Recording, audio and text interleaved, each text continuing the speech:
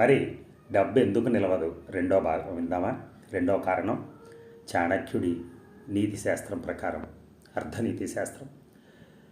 మన ఇంట్లో మన పెద్దవాళ్ళు కూడా చెప్తూ ఉంటారు, ఒరే ఇంట్లో ఆలిని ఏమనకరా, భార్యని ఏమనకరా, ఆమె ఏడుపు మనకు తగులుతుందిరా. ఇలాంటివి చాలా పెద్దవాళ్ళు చెప్తూ ఉంటారు.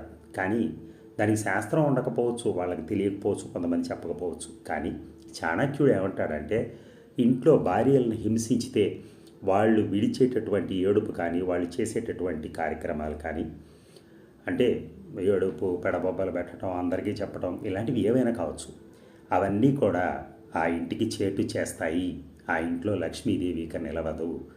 అందుకోసమని భార్యను ప్రేమగా చూసుకోవటం, తల్లిదండ్రుల్ని ఆరాధనగా చూసుకోవటం, భక్తిగా చూసుకోవటం, ఇవన్నీ మనం సరిగ్గా చేయగలిగినాడు ఆ మగవాడు ఎటువంటి ఇబ్బందులకు గురికాడు. Thank you.